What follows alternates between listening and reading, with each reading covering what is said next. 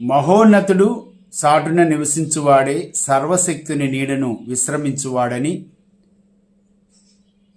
చేరవచ్చిన మీ అందరికి కూడా ప్రభునామం పేరిట ఉదయకాల వందనాలు తెలియజేస్తున్నాను. ఈరోజు దేవుడు పరిశుద్ధ గ్రంథ లేఖనాల ద్వారాను మనతో మాట్లాడిన ఉండగా మనకు కావలసిన జ్ఞానమును, వివేచన, ఆలోచన,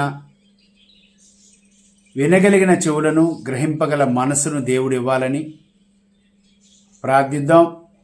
మొట్టమొదటిగా పరిశుద్ధ గ్రంథ లేఖనాల ద్వారా మనము ఈరోజు అనుదిన ఆత్మీయ ఆహారంలో భాగంగా వాక్యాలను నేర్చుకోవడానికి మనమందరము కూడా సిద్ధపడుచు ఉన్నాం.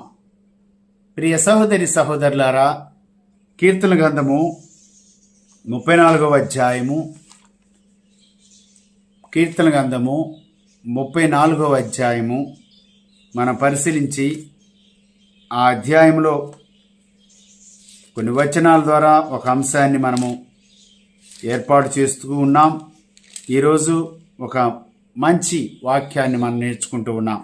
కీర్తన గ్రంథము 34వ అధ్యాయము 17వ వచనము. నీతిమంతులు మొరపెట్టగా యెహోవా ఆలకించును, వారి శ్రమలన్నిటిలో నుండి వారిని విడిపించును. విరిగిన హృదయము గల వారిని యెహోవా ఆసనుడు, నలిగిన మనస్సు గలవారిని ఆయన రక్షించును. నీతిమంతుని కలుగు ఆపదలు అనేకములు, వారి అన్నిటి నుండి యెహోవా వారిని విడిపించును. ఆయన వాని ఎముకలన్నిటినీ కాపాడును, వాటిలో ఒక్కటైనను విరిగిపోదు. చెడుతనమును, భక్తిహీనులను సంహరించును. నీతిమంతుని ద్వేషించువారు అపరాధులుగా ఎంచబడుదురు. యెహోవా తన సేవకుల ప్రాణమును విమోచించును. ఆయన శరణజొచ్చి వారిలో ఎవరునూ అపరాధులుగా ఎంచబడరు. దేని వాక్యంలో మనం చూసినట్టయితే 17వ వచనంలో నీతిమంతులు మొరపెట్టగా,